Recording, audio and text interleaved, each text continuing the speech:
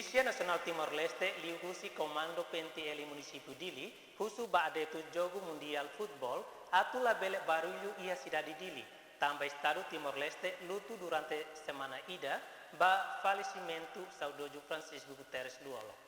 Informação ne hatu si Comandante Operação PNTL Município Dili, Superintendente Assistente Luis Samaral, ba jornalista sira ya residência Mactoban Francisco Guterres Luolo tersane.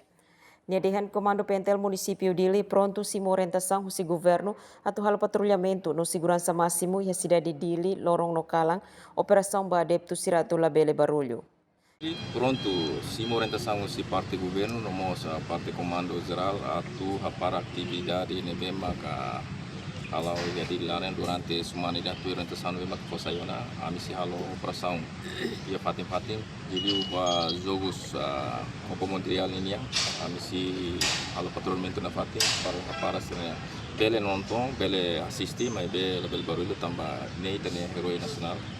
Itu tutu atu hal itu sentido de condolência para itu amang nação. Nyamos explica PNTL husuba jovem sira bele nonton bola iha ida-idak ne uma, mai be kita barulho no gas motor bamai iha cidade Dili. Tamba PNTL Sheila Tolera. Jenny Ceda Costa, STL News.